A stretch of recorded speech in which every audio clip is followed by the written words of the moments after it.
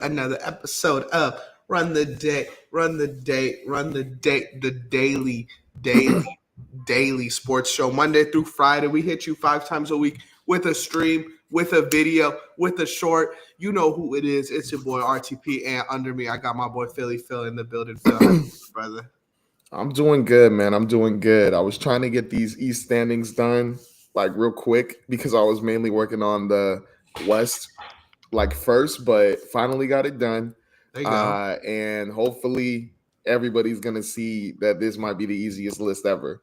Oh yeah, This might be the easiest list ever. I need y'all, if you're in the chat, if you're watching after the fact, drop a comment. What's your favorite Eastern Conference team? We're trying to see some. I'm trying to see where y'all are at. If you agree with Phil's list, I'm gonna be honest. So I feel like I'm gonna disagree. You know, this You was feel my like you're gonna take. disagree? I haven't done my list, right? And I don't think I'll do my list next week because you're gone. So I might save it for the week you get back. But I feel like I got to be early on another team, man. I was early on Philly. I'd rather be early on a team than late on a team. So I feel like there's got to be a couple teams that disappoint, a couple teams that kind of show out. That's what I'm looking for. Do you have a lot of that on your list?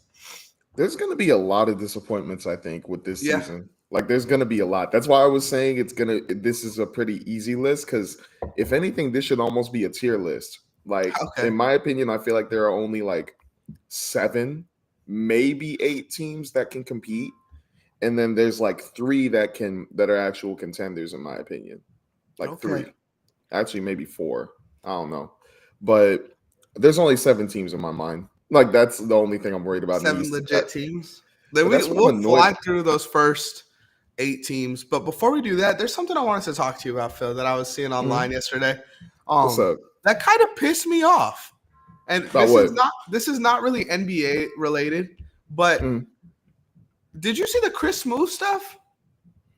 Oh yeah. So I don't know what's going on. Apparently he's beefing with legend of Willing, the guy who said that stupid thing to Kevin Durant, like he was trying to tell him how to play basketball. And then somebody was trying to say that Chris Smoove's content or something like that is lame, all because he played my career. And I was like, what are you talking about? Like, every 2K player, anybody who's ever played 2K has watched Chris Smoove and has enjoyed his like videos because it's just straight basketball. It's just he's playing the story. And sometimes he plays rec, but I was just like, how are you going to disrespect Chris Smoove? Like, he is the guy who I'm going to be for real. If it weren't for him, a lot of people wouldn't know about my career. A lot of people wouldn't know about the story. So how are you, like, I think it's just the young generation, bro. I think it's just people who are like, you don't do anything crazy. You don't do anything cool. These dudes are like 30. Old? Yeah, bro. They're 30. Yeah, bro. You know what it is, bro? It's these motherfucking NBA YouTubers who go out there and they tweet shit about basketball. They post their basketball videos, whatever. And dudes glaze them so much so that they think they're the fucking shit and they're the only people that make content. I don't get how the fuck y'all disrespect Chris Smoove. I get you're an NBA YouTuber. You got to do research on your videos, and he just hops on the game and you get mad. The reason he could hop on the game and make a 1 million view video is because he is fucking entertaining. You are not. He's a legend, bro. You gotta spend 30 fucking minutes making a video when Chris Smoove could hop in a 20-25 minute My Career game and go, you know? Splash. Oh my goodness. Eyes, girl. That's my favorite one. When that came up, bro, I was like, y'all have never, ever, ever seen his My Career, like part 1, part 2, part 3 videos for 2K17, 2K18, no matter how you felt, like he still did a good job. 2K19. I think 2K19 was one of my favorites, but 2K17 put him on the map, bro. That squeeze. Shit. Oh, fresh squeeze. Come on, man. I think a 2K16 Moses cut. 2K14 too. 2K14. But like 2K, I was watching before next gen, bro. Like nobody watching Legend of Winning before 2012. No one. I don't know who that other fat dude was talking crazy online. But this is my thing, right? And listen, I'm a bigger guy, and I talk about basketball online. Lemon James in the YouTube chat. Shout out Lemon James. I'm a bigger guy that talks about basketball, right? The second that I get an ego about it, and I think oh, because I make NBA videos, my opinion on the NBA is held holy to everybody else. That's where I'm like, and that's what these big dudes do, and it's just nasty. It's nasty work. Honestly, bro, it's embarrassing, bro. I think it's at the point where they were just trying to either get attention or, well, I don't even know what their game plan is, because I'm like, how do you diss Chris Smoove? Like, he's the one guy who like minds his own business. He's all about sports. He does Madden stuff. He does, hey, what's good, Coop? What's good, Cooper? How you doing? Sup, yeah, it's like, Sup, it's just weird to me that people go after Chris Smoove, because it's like he just does his own thing. Like, he posts my career videos. Hey, what's up to Wando? My bad. But yeah, I don't know. Like, seeing that post and seeing people going after Chris Smoove, I was like, you guys are weird. Like, what has he done to you? Phil, let me get Derek Queen. That's what he said. Giannis to the Pacers? No way. Send the trade, man. He's not going to the Pacers. That's stupid. Last thing on this, right? And I've never publicly said this, and I know I'm not in this guy's spaces to be like acting like this is a big deal. But bro, Legend of Winning, the reason he does shit like this is because he's just a dick rider. And he just hops on trend to trend to trend to trend to stay relevant when he really doesn't know shit about basketball, and all his videos are just over-researched to push a point. And I hate that shit in NBA. I hate that shit in any sort of media, because I feel like analytics, like, I could sway analytics one way and make it seem like my point, and I could use those same analytics and sway it the other way. So it's just like you using big shit to sound smart when you're really a dumbass. And that's just how I feel on it, bro. I posted my video on the Bleacher Report Top 100, and there was people mad at me in the comments. But I'm like, I don't really give a fuck. What were they mad about? I said Joel Embiid's more dominant than Jokic, which I'll stand by, bro, because prime Embiid, excuse me. Because I think of dominance as scoring, right? And if you think of it in a different way, that's you. If you think of dominance with passing, what the heck? Oh wow, Pete, come on, Peter McCullough. Wow. Hey, what the heck? I looked down and I was like, I don't know if that should pop up on the screen. I don't know if Giannis is going anywhere, Zach, if I'm being completely transparent. Hey, shout out to TikTok live people too. That was a crazy ass comment. I was like, that was a crazy ass comment. We're not popping that. Oh my gosh. If you're on Instagram, if you're on TikTok, you can find it on the YouTube, man. Real quick, let's get into your rankings. But before we do that, let's give a huge shout out to Boom Fantasy. Use code RTP for a risk-free bet up to $100. That's a risk-free bet up to $100. Oh, me and Joe did a parlay yesterday on the All-Star game, and Joe went 0 for 4. So Joe got to lock in. I'm not going to lie. He playing with my money now. When he play with my money, that's a problem. You know, I'm going to have to get him whacked. But there's some fire stuff. We're about to get into the NFL season, so that's always fun. Dude, this dude Pete is going crazy for you, Phil. I'm not gonna lie. Hey, Phil, drop your Instagram in the YouTube chat. Gosh. Drop your Instagram in the YouTube chat. I'm good. Yeah, when Embiid is healthy, he's a monster. So that's why I'm excited to hear where you're gonna have Philly. Let's get into your rankings. However you feel, you could start it off top, bottom. You could start off with the first 5 teams. If you want to get that shitty tier out the way, we could do that. Yeah. Let's do these 5 teams just because we don't know what the heck is going on with them, and we don't know how like things are going to be. So I'm gonna put these 5 teams here. I have at the very bottom at 15 the Washington Wizards. At number 14, I have the Charlotte Hornets. I just saw that. Let me focus. Okay, at number 14, at number 14, I have the Charlotte Hornets. At number 13, I have the Chicago Bulls. At number 12, I have the Brooklyn Nets. And at number 11, I have the Toronto Raptors. Now, only reason why I have these 5 teams here is because even me trying to come up with lineups that I would do for these teams was complicated. With the Wizards, I was having a hard time trying to figure out, are they going to start Carlton Carrington? Are they going to start Chris Middleton? Are they going to start Alex Sarr at the 4 or the 5 with Marvin Bagley there? Are they going to put him at the 4? So I just have them there because also they are really young, and there's no championship or even playoff aspirations for them. I don't see anything with them. And it goes the same thing with the Charlotte Hornets. Paul George said it best, and I believe he said it 2 or 3 days ago. he said, if I'm going to stick in Charlotte, my career is dead. Like, I don't really see anything with the Charlotte Hornets. I love Brandon Miller. I love LaMelo Ball. I love Miles Bridges. But outside of that, it's like, what are we doing? It's like, what's the plan? Are we competing? Are we trying to get a draft pick? Are we like, what are we doing? I actually, when you laid your fist, and Coop, I'm gonna take you up on that, bro, for real. Mm-hmm. When you read your list, Charlotte was a team that I think I disagree with the most. I wouldn't put Charlotte in that tier, just because I think finally they got role players. With the draft, they hit on Liam McNeely, they hit on Con Knuppel, and who was the other guy they drafted? They drafted another guy that's like right now, like Sion James and Ryan Kalkbrenner. Yeah, those guys are all guys that's like, yo, okay. Pete, you a couple messages away, bro, from me turning off your chat, bro. I'll be honest. The Phil stuff's cool, but you a couple away. No, it is not. No, but I feel like they're going in the right, like they have a direction now. I agreed with you last season when it's like, okay, you got LaMelo and Brandon Miller, but you don't got really nothing else.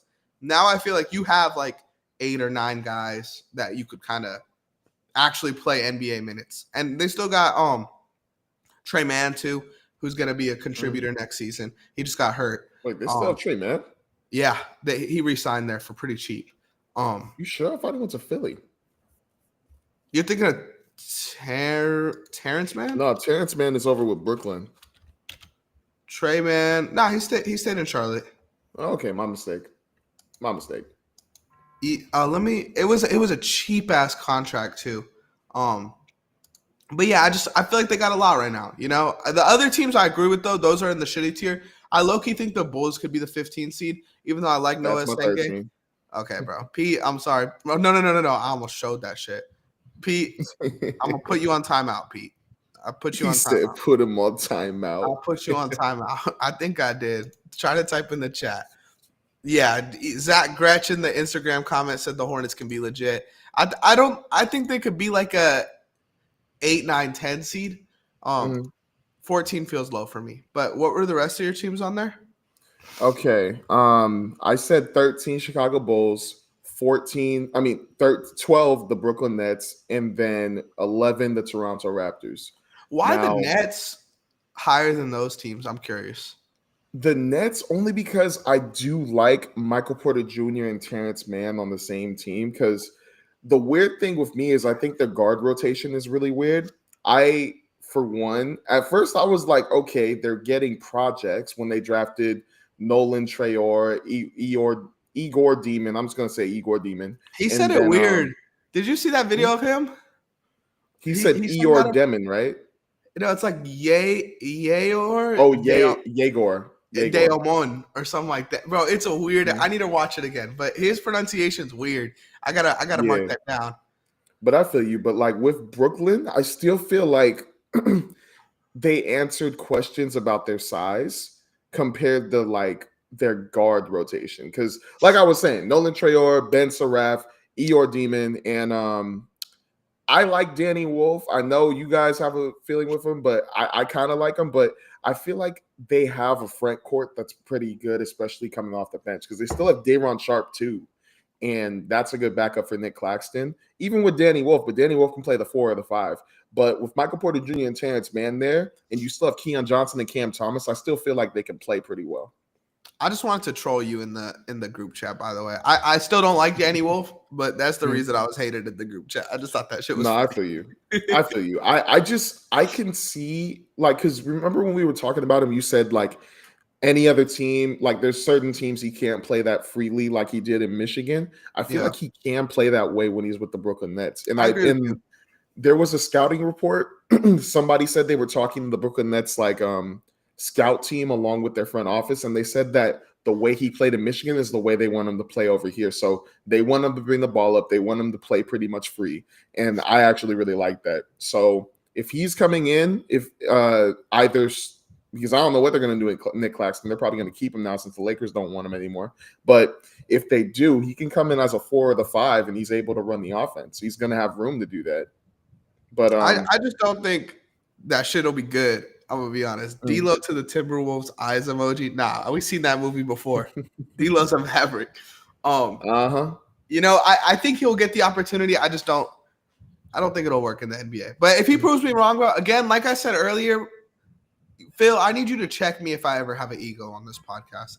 If I say Danny Wolf can never and you're wrong and shit like that, that shit's lame to me. I think if he proves me wrong, he proves me wrong. But I'm gonna have to wait to see it. That's all I'm saying. No, I feel you. I mean, it's valid. I mean, it's tough because these are rookies coming in. And like with any rookie, it doesn't matter. It's 50-50. Like it's always going to be 50-50. Cooper Flag, I mean, yeah, he's great. He's good. But like there's always going to be that 50-50 like why are you a Cooper Flag hater? I'm a Duke fan. Wait a minute. I know, bro. But first the Cooper Flag coming off the bench. Now Cooper Flag ain't no 50-50, boy. Okay. I'm just saying that you never know what can coming off. I know, but I'm just saying you can never know like what can happen to a rookie. Like you can never know. Like an injury can happen out of nowhere that can mess them up. Like it's always 50-50 to me, like with rookies for their first couple years. But I don't know. I think Danny Wolf will be okay. I think he will. Jeff Loffridge in the TikTok chat. Big dub. Shout out Irish Stricker in the TikTok chat. Let's go into your next. So we're at 10 now, yeah?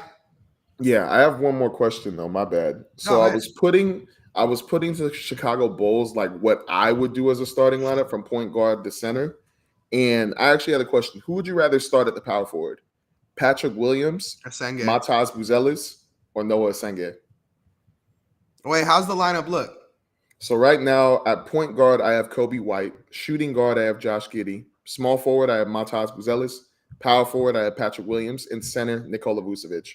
I'm starting Asenge, or I'm getting rid of Vucevic and I'm starting all three of them and just play Asenge at the 5 for now till you figure out your big man. Because they don't have another big on that team, right? They have Zach Collins. Zach Collins in the big 2025, baby. Hey, I like Zach Collins, man. Still? I like him, to be honest. I think he's a pretty good center. If he was a Lakers center, you'd be happy? Yes, I'd be way more happy than sticking what's his name? Jackson Hayes as our backup. He's a cool number 2 center, I think. Number 3, probably. They also drafted Ulbrich, who I think a lot of people are pretty high on. Oh yeah, people love Ulbrich. So people love him. I gotta see what that's about, if that's legit or not. Hey, Game Time Gretch now on Instagram. Gretchy, now that you're back from Mexico, bro, we gotta hang out. I don't even know if you're back, but we gotta do something with EA. All right, let's go into your 10th. Got you. This is funny because I like how we just skipped over the Raptors. We were like, we don't really need to talk about They're boring. What are we gonna say? What can I say about the Raptors, bro? They're boring. I gotta see who's above the Raptors because I do think Toronto maybe could have been a little underrated. You know, I thought that a little bit just because they built a team to win now, even though it's a weak ass win now team. But let's see where you're at. I think it just depends what they do with RJ Barrett, but my bad. I'll leave it there. Anyways, I believe this is number 10. So I'll do. You want me to do 6 to 10? If you said you got it kind of tiered, right? So yeah. My fault. Next tier, wherever you're feeling, go ahead. All right, here we go. So at number 10, I have the Miami Heat. Ooh. Number 9, I have the Philadelphia 76ers. And number 8, I have the Indiana Pacers. Ooh. I'm going to leave it there because I feel like from that point on, the rest of the teams can kind of – well, actually, no. At number 7, I have the Milwaukee Bucks. After that, it goes up high. Yeah. Okay. Now I got questions. Okay. So I have 4 teams here in like the – maybe contend and like maybe just doesn't do anything. Like this is where I have the Bucks, Pacers, Sixers, Heat. With the Heat, I love Davion Mitchell, but I do not see Norman Powell coming off the bench. I see him starting as the point guard in the backcourt with Tyler Hero. Norman Powell, point guard, Tyler Hero, shooting guard. Now, since, the Lakers, they aren't going to be trading for Andrew Wiggins anymore. Andrew Wiggins is now going to be their small forward with Bam at the power forward and Kelly Ware at the center. After seeing how Kelly Ware has been playing in the Summer League, I really like him starting alongside Bam. He's a very good rim protector. He has a motor. I think that he fits perfectly. And the fact that they're probably gonna start with that type of lineup or start with that type of front court, totally love it. Keeping Andrew Wiggins, I think, is actually smart because you want to keep 3-and-D players. And on this Heat team, if you keep Andrew Wiggins and have him start, and you have a guy like Haywood Highsmith coming in for him, who honestly, in my opinion, has the same type of motor as Andrew Wiggins defensively, that's really good. And then having Davion Mitchell be a backup point guard for Norman Powell or for Tyler Hero, I think that's actually pretty good too. Where there is a small chance, in my opinion, that they could compete. They could. But this could be a do-nothing season for them. This could be. But they have pieces where they can compete. We got a Bam to the Lakers Instagram comment. I'm about to turn the Instagram live off. that ship sailed. Before DeAndre Ayton came to the Lakers, I was all for trading for Bam. But now since Ayton's here, there's no point. I still want Embiid to the Lakers, man. I'm going to stand on that. Embiid and Luka together would be so beautiful, bro. Bro, I want Giannis. I want Giannis, Jokic, Embiid, Shea, and Kevin Durant. KD. I think my bad. Say you're 10 through 7. I remember now. The two teams that throw me off there a little bit is I kind of like the Bucks next year. I don't know why. I feel like the less is more thing is going to work out for them. In Indiana, I feel like could be good or be disappointing, like not that high. Like they could be a 13 seed without Hallie. It just depends on how Nembhard comes to play next season. And that I'm honestly, even if they're the 13 seed, I'm looking forward to watching Andrew Nembhard kind of rock out because he's going to be their lead. Like he's going to be the dominant ball handler on that team now, which is going to be that's cool. That's going to be sick to watch. You think where's Braun going? You think he stays? Now I'm gonna drop a whole video on that later today, so no spoilers. But we're gonna look at some trade machines and stuff like that. And I'm excited to do that. I was supposed to do that yesterday, but I did something else yesterday. I feel you. But I'm not mad at your other teams. And I don't know why I'm blanking on them now. I'll repeat them. 10 Miami Heat, 9 Philadelphia 76ers, 8 Indiana Pacers, and 7 Milwaukee Bucks. Dude, I think Philly is a team that, and again, you've done more research on this than I have because I don't have my list done yet. I think Philly's a team that I might have a little higher next season. Just because Embiid's healthy every other year, you know? And if Embiid's there, I don't think they're a 1 seed or nothing like that. But I definitely think they could be up there, especially with how the East is kind of looking right now. But I don't know. You know, Milwaukee and Philly, as of right now, feel like they could be a little bit higher. And Indy feels like it could be a little bit lower. But it's like, I agree with you where it's kind of tiered correctly. Yeah, like, because I think with those 4, like I said, they can compete. But it seems like there are going to be times where it's like, what the heck are you doing?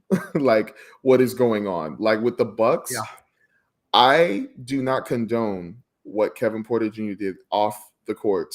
But as a basketball player, right now, he's still iffy to me. Like Rockets, Kevin Porter Jr., very good, very explosive.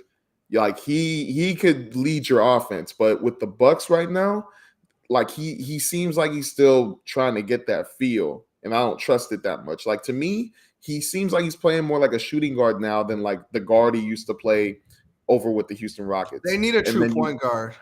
That's what I mean. They need Brogdon there. Huh? Brogdon? They need Brogdon there.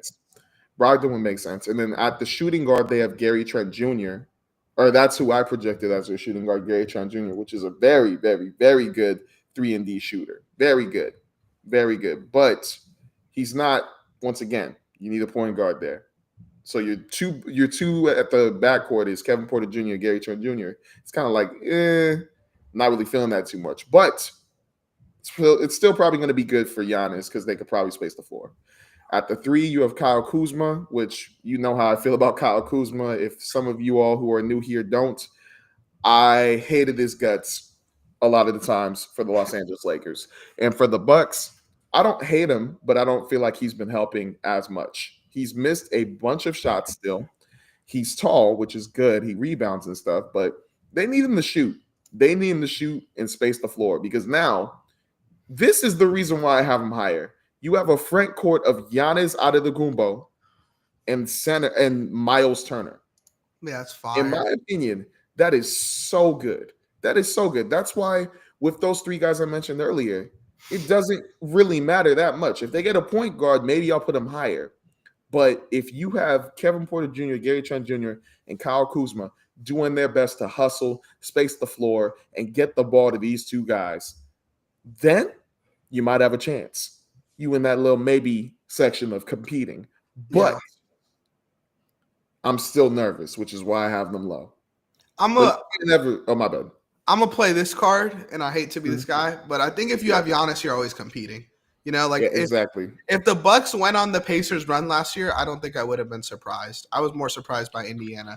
I do agree though that they need a playmaker because when you got Giannis who led the team in assists last season, which was kind of ridiculous, and then Kevin Porter Jr. was second, and then Dame, and then your fourth guy was AJ Green who averaged 2 assists. Like that's disgusting. And then as far as their big man rotation goes, like Giannis and Miles Turner, elite already. And then there's probably not a better backup big in the NBA than Bobby Portis. It's like him and iHeart, you know? So that big man rotation is fucking scary. They just need someone to set the table. They need a Butler there to set the table. But I think Brogdon's a guy. I wish they got D'Angelo, bro. If D'Angelo Russell was on this team, I'd look at this team very differently. I wanted that to happen so badly, but D'Lo going to Dallas makes a lot of sense for me. Oh, D'Lo made the right decision for sure. I'm kind of questioning though, like maybe our traditional basketball mind says they need a point guard because they don't have a point guard, but they've also they're kind of an experimental team, and Damian Lillard and Giannis didn't run a lot of actions together last season. I feel like Drew Holiday and Giannis didn't really run a lot of actions. I mean, there's the iconic lob and stuff in the finals, but that's not really like a play setup. So I'm curious if they really need another point guard as much as it feels like they do. But again, I think this roster's sick. I think they have 3-point shooting around a lot of great bigs. It's kind of like a more old school type of team without a point guard. Yeah. And I like this team a lot. Like I don't know if you saw the thumbnail, but I put Milwaukee could be top 3 next season in the thumbnail because I genuinely do with how weak the East kind of feels with all the injuries. They got screwed over this year. I think this team is the less is more approach, and I do think they're going to lock down a point guard. I don't know who that is, but I do think that'll happen. My sources say there's a point guard coming in Milwaukee soon. 76ers top 5 when Embiid is healthy. I agree with Gretch on the Instagram chat. And low-key, my thing with the Sixers, like I don't even think of Paul George. They need to move Paul George, bro, because you have Maxey, McCain. I think Quentin Grimes is going to end up staying there for cheap because obviously if he was going to get paid, he would have got paid already, and he didn't. So I think that team is nice, bro. If Embiid is healthy, bro, that team could be the 1 seed. I know I kind of didn't say that earlier, but I'll go back to it. I like Philly next year, man. I mean, it's wide open in the East right now, man. Anybody, bro. A lot of those teams you just said, like Milwaukee, if they were the 1 seed, I don't think I'd be shocked. You know, I would be shocked, but not like crazy shocked. I'd be like, wow, okay. If they're the 1 seed, Giannis is MVP next season. Oh, yeah. 1,000%. If he doesn't get MVP, oh, my bad. All right. I was going to say let's go to No, but you're good. If you want to say gas up Giannis, I'm cool with gassing up Giannis. Yeah, I love Giannis, especially after Stephen A. Smith wanted to put some disrespect on his name. And real quick, that's the shit I'm talking about with Legend of Winning and shit. All these dudes get all these fucking egos for no fucking reason. Like, you talk about these guys. You know, like, your job is to gossip about these guys. These guys go out there and do it. So that's just how I feel. If you're in the media, you should not have an ego. My bad. Yeah, that's how we do it over at Run the Play, man. We just stick to plays, bro. We stick to the eye test. Yeah. That's what we do. This next tier, these are the guys where I'm like, I'm expecting them. These are guys that I think should be competing. Like no question. If they aren't in this range, it's a failed season, almost in my opinion. I'm gonna Like hold you that's to what that. I'm gonna put it at. I'm gonna I'm hold you gonna to say that. Okay, Yeah, let's go. because they have to be in this position. This is my top 6. This is my top 6 right here. At number 6, I have the Atlanta Hawks. At number 5, I have the Orlando Magic. At number 4, I have the Boston Celtics, which is kind of shaky there, but they're Injuries. the Celtics. Yeah, but I think when Jason Tatum comes back, it should be fine. 6, 5, 4. At number 3, I have the Detroit Pistons. At number 2, I have the Cleveland Cavaliers. And at number 1, I have the New York Knicks. Let's talk about the Pistons. No, those 6 though. If those 6 aren't top 6 teams, other than maybe Boston because of the injuries, I think it's a failed season. I agree with you 100%. I think with Boston, they have, like, without a doubt, and this is I'm a Laker fan saying this. I believe they have an excuse without a doubt because of the Jason Tatum injury, and it's going to be very shaky seeing how his legs or how his was it an ACL or was it an Achilles? It was kind of everything, bro. If y'all don't know, he's done stuff on this channel before. My cousin Ethan, straight hooper, but he blew out something similar to Tatum, I think. And he was telling me he doesn't think Tatum's going to come back next season. So, which I think does make it shaky. And they kind of sold assets too. So, yeah. So then let me say this then. The Celtics, I predict them to be number 4. But if they aren't number 4, and if it's because Jason Tatum doesn't come back, I'm not going to really put that on them because Jason Tatum's a big reason why they are who they are. So, if they do fall, I'm not going to be too mad about it. I'm not going to be too shocked about it. But with the rest of these teams, these other 5, they have to be here. Like they have no question, they have to be here. Next year's a big prove it season for Jaylen Brown because remember those contract talks and everyone's like, oh, he needs to like go somewhere, be the guy, prove it. They're never going to win a championship. Tatum and Brown, whatever. Yeah. Next year's Jaylen Brown's kind of opportunity to show like, hey, I'm still that motherfucker too. Because Jaylen Brown, low-key, last couple of years, he's gotten a little stagnant. You know, he's not jumping. There's no big – there was a year, I want to say, maybe I'm lying, he averaged like 26, 27 points in a season. And now I think he's back down to like 21, 22, which obviously doesn't tell the full story. But wasn't that 2021, 2022? 2022, he averaged 26.6. And then 23, obviously they get better. He averages 23. And then 24, he averages 22. And again, the PPG doesn't tell the full story. But if you watch basketball, it does kind of feel like Jaylen Brown hasn't improved on anything in that time. If you honestly, because when he first came in, people were more talking about like how explosive and defensive. Like he came in as a slashing defender. Like, the scoring obviously was going to get there, but he came in as a slashing defender, and people saw that mainly. They saw him dunking crazy, doing crazy dunks. They saw him playing really good defense. And then later, the scoring aspect came in, where he became a 3-and-D player, and then he became a two-way player. But now it's kind of seemed like him getting that scoring aspect has been just that. Like, he hasn't become anything more than that.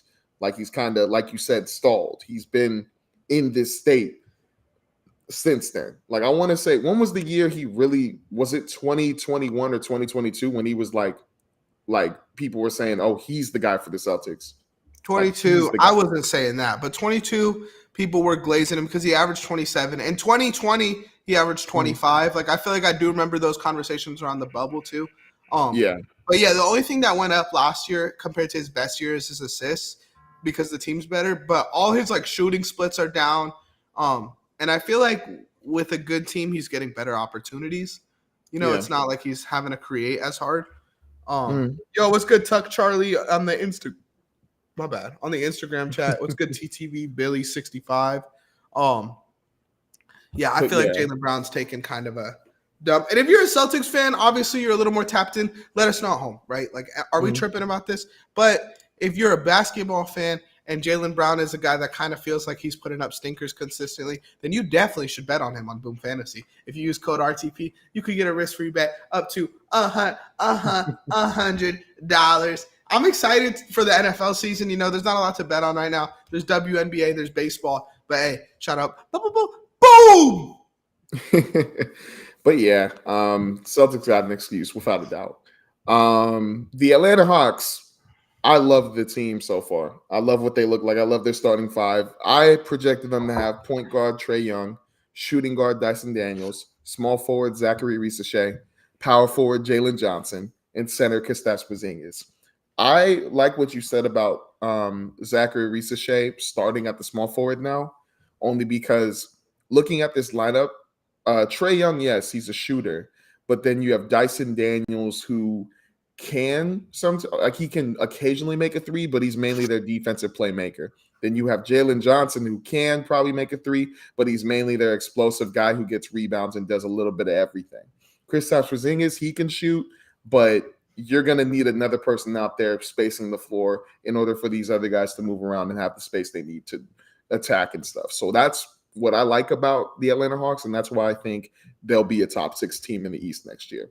With the Orlando Magic, I really love Paolo. I really love Franz. Oh, we but know. I really, yeah, but I really love Desmond Bane in Orlando with them. I really love the spacing that's going to be there for these guys. I love that he's going to be in the backcourt with Jalen Suggs, who was a very, very good defensive player. I believe it's just perimeter defense. I haven't seen him play interior defense at all, but I love his defense. I think the only thing that's a little bit questionable to me is their center rotation, only because Wendell Carter Jr., injuries galore. Goga Batadze, very good defensively, but could he clog the paint?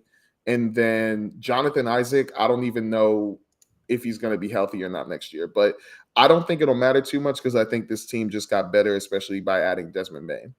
That's why I have him at 5. Isaac's healthy. I hope he is too. I love Jonathan Isaac as a basketball player. But this is a team that could run Paolo at the 5 too. I mean, if Tristan Da Silva takes that jump to be a real 3-and-D guy, then they could slide him in the starting lineup. And Jace Richardson looks very fucking good in the summer league too. Oh yeah, that's a guy, bro. That I'm gonna be honest. I had him. I feel like ranked higher than probably the average. And then he went to Orlando, and I was like, "Fuck!" Like I don't think he's gonna get a lot of opportunity there. And he's why? I just think Jalen Suggs has that lockdown. Desmond Bane has that lockdown. Anthony Black's there. They signed Tyus Jones.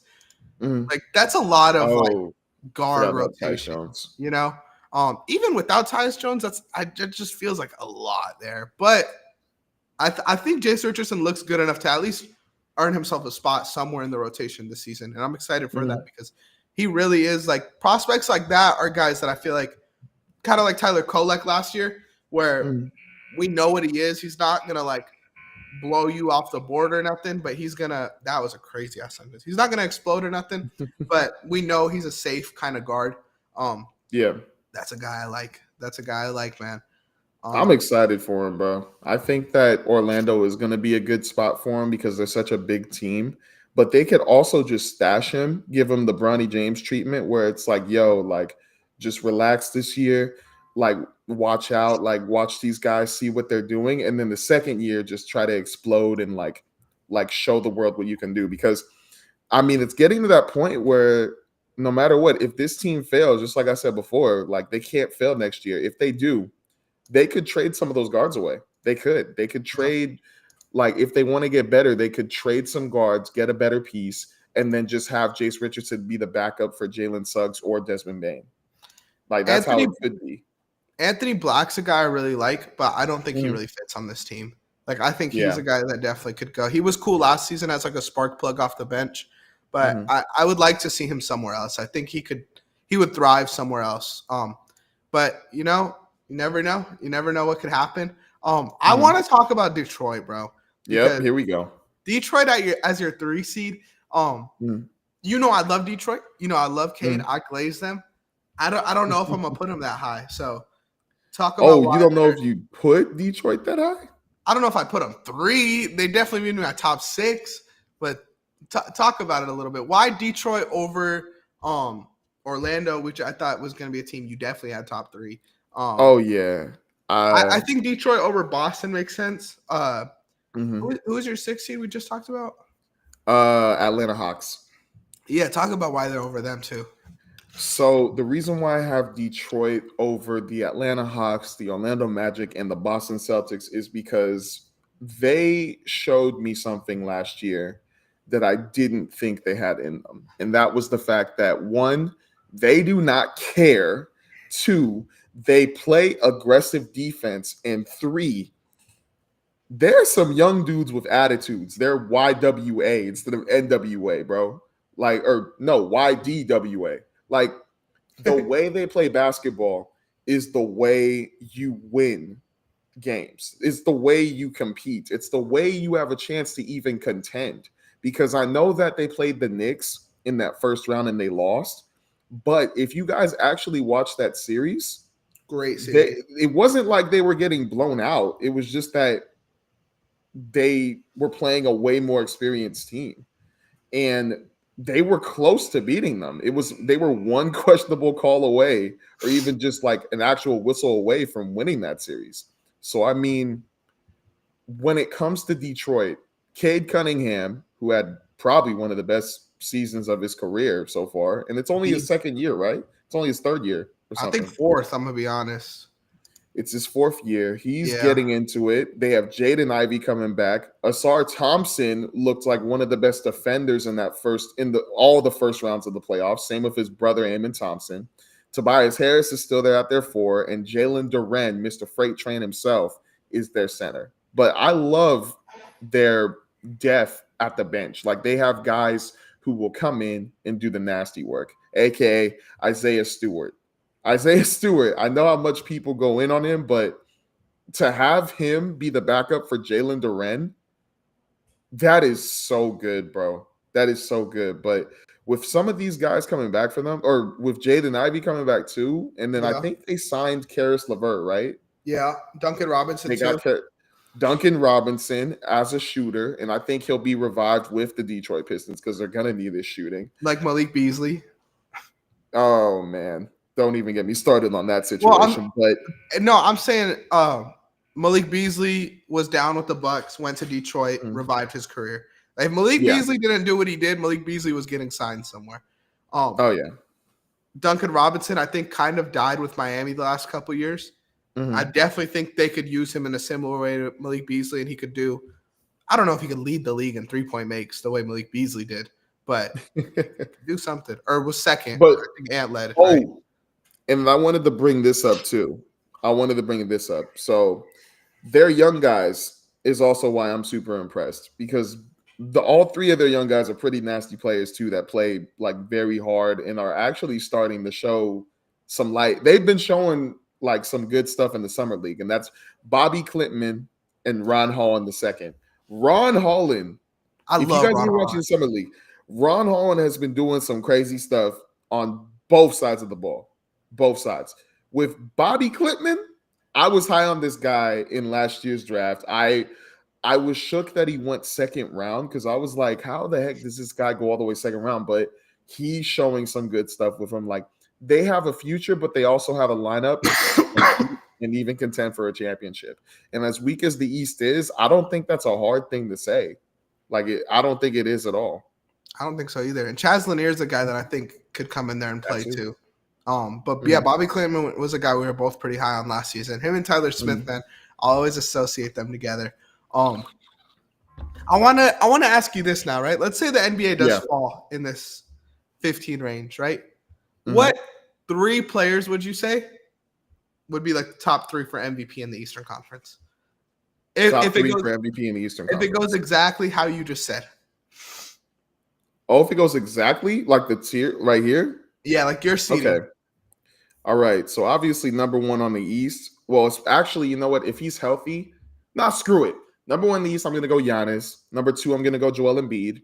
And then number 3, I want to say Cade Cunningham. I was going to say Cade number 1, bro. Cade number 1? If they have a year where they jump to the 3 seed, Cade last season averaged 26, 9, and 6. that would probably go up to like 28, 10, and 7. Let's say 28, 10, and 7. You're the 3 seed. That's not a crazy MVP. 10 and 7. It isn't. You know what? Yeah. If it were to be like that, then yes. Brunson, without a doubt, yes. I just think with those convos. I don't think Brunson can. What if Brunson led the league in scoring? If Brunson was averaging like 30, 31 or 32 points per game with like 5 and 5, then yeah. Maybe even 6 and 6, yeah. I don't think he averaged that crazy amount. I think he was at 27 or something. 29. 29. Never mind. And his assists were up last year too. I remember that. Yeah, 7. What was it? 7? Okay. Yeah, then you know what? I could see him there, but I don't know if he could beat Cade because Cade is like everywhere.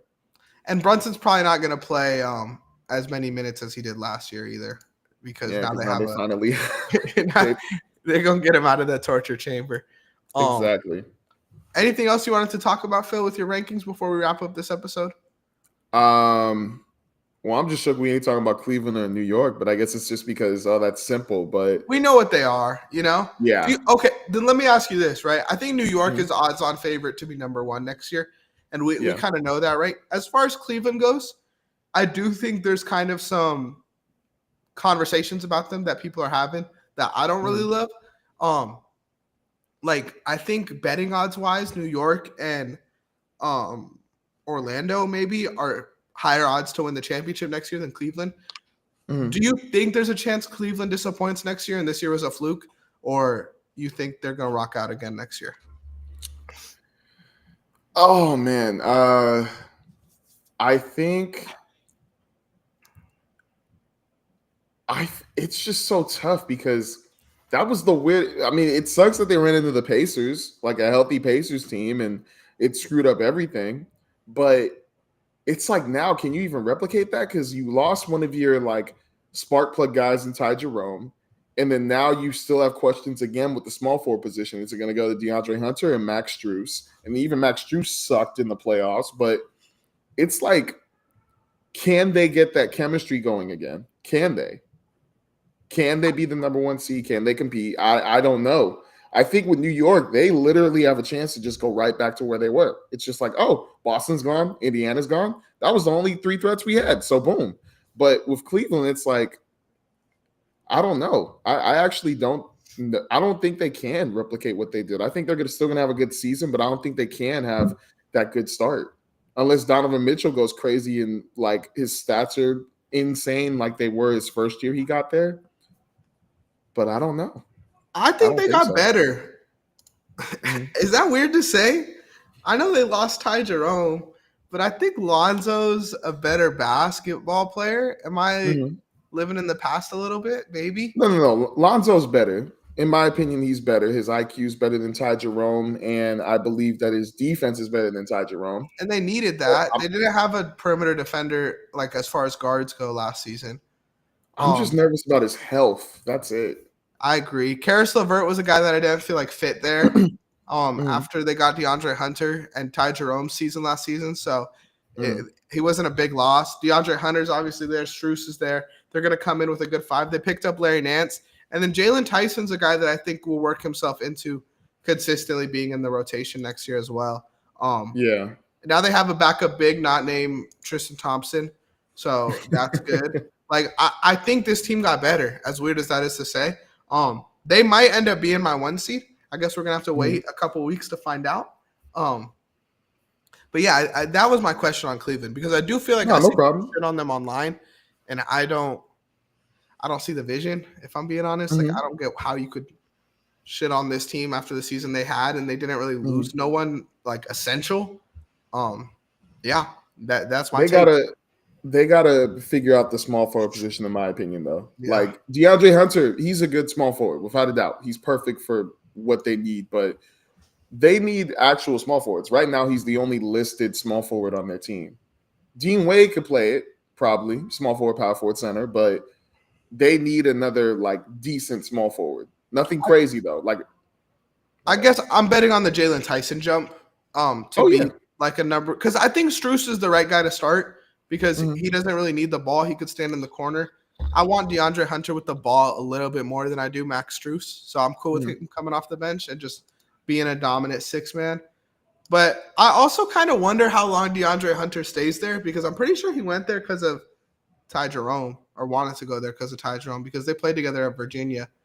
Yeah, but also he was traded there. But I think Cleveland was on the list, or like, you know how they do the whole like, they got their rumor mills. They're like Cleveland's interested. Like the agent puts that shit out. Yeah, I feel like that's why it happened. But I don't know. They get to rock out. But I'm excited, man. Lonzo, I think, is gonna also make a lot of guys better on this team. Like Lonzo and Mobley, Lonzo and Allen, Lonzo and Hunter, Lonzo and Dean Wade, Lonzo and Larry Nance. Throw it back to LA. And again, bro, I think Jalen Tyson, I don't think he's like a 20-point per game guy or nothing like that next season. But I think he could give you 9 points off the bench, be a little bit more consistent than he was last season, which I would love to see. Yeah. But yeah, let us know at home. Is Phil tripping on his list? I think there's a lot of under your list that I disagreed with, but was justified. You know, like you justified everything very well. So I'm not mad at what you said. Make sure to like, subscribe, follow. Shout out Boom Fantasy. Make sure you use code RTP. And in a bit, if you know ball, check out our Discord server where we're doing an Amazon gift card. You can win a $25 Amazon gift card just for knowing ball. I'm your man, Ant. Philly Phil under me. Say the thing, Phil. Oh, my bad. I was like, what? My bad. Make sure to add us on Instagram, TikTok, YouTube, and Twitter. Make sure to hit that bell as well. This is a message to the Knicks. Knicks, y'all better come in first. Knicks, y'all better do your thing this year because it's easy. The East is easy this year. It's not going to be ever easier than it ever is going to be. So I don't want to hear no complaints from the New York Knicks fans. I don't want to hear nothing. This should be the easiest season of your lives. This should be a 70-win season. I don't want to hear it. But anyways. Stephen A. Phil. I'm just being for real. Stephen A. better be on business too. I'm just being for real. And legend of winning. Business. And legend of winning. But anyways, guys, I'm Phil. This Ant-Man, shout out to MCU. We out, and let's